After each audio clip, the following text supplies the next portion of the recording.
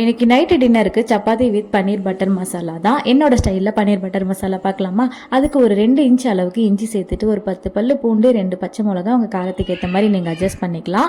கூடவே ஒரு 3 தக்காளி சாப் பண்ணி சேர்த்துட்டு அது கூடவே ஒரு ஸ்பூன் காஷ்மீரி மிளகாத்தூளும் சேர்த்து நல்லா ஃபைனாக அரைச்சி எடுத்துக்கலாம். இப்போ நம்ம பேஸ்ட் ஒரு பக்கம் இருக்கட்டும், இன்னொரு பக்கம் வந்து பன்னீரை லைட்டாக ஃப்ரை பண்ணிக்கலாம். அதுக்கு ஒரு பேனில் கொஞ்சமாக பட்டர் கொஞ்சமாக எண்ணெய் சேர்த்துட்டு தேவையான அளவுக்கு உப்பும் சேர்த்துட்டு ஒரு அரை ஸ்பூன் போல் காஷ்மீரி மிளகாத்தூள் சேர்த்து நல்லா மிக்ஸ் பண்ணிவிட்டு லைட்டாக அது பச்சை வாசனை போனதுக்கப்புறமா கட் பண்ணி வச்ச பன்னீரை சேர்த்துக்கலாம். நீங்கள் முழுசாக சேர்த்து அப்புறமாவும் கட் பண்ணிக்கலாம்.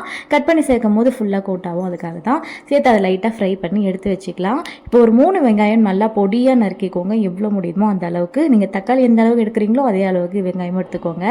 இப்போ அதே பேனில் கொஞ்சமாக பட்டர் எண்ணெய் சேர்த்துட்டு நம்ம வெங்காயம் உப்புலாம் போட்டு நல்லா வதக்கிக்கலாம். சைட்லேயே முந்திரியும் பாதாமும் பாலில் போட்டு ஒரு அரை மணி நேரம் ஊற வச்சுருக்கேன். அதை நல்லா ஃபைன் பேஸ்ட்டாக அரைச்சி எடுத்துக்கலாம்.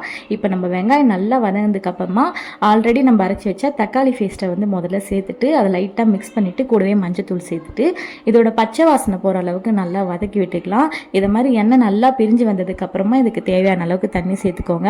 நான் இன்னைக்கு செஞ்ச குவான்டிட்டி வந்து 4 பேருக்கு தாராளமாக பற்றும். உங்களுக்கு சப்போஸ் அதிகமாக வேணும்னா நீங்கள் வெங்காய தக்காளி அதிகமாக சேர்த்துக்கோங்க.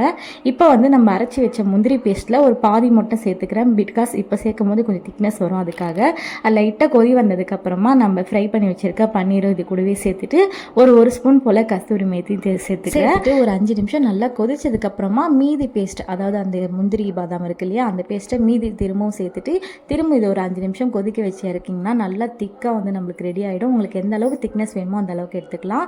நல்லா இது பண்ணதுக்கப்புறமா லாஸ்ட்டாக ஒரு அரை ஸ்பூன் கரம் மசாலா தூவிட்டு இந்த ஸ்டேஜில் பாருங்கள் இந்த அளவுக்கு இருக்கும்.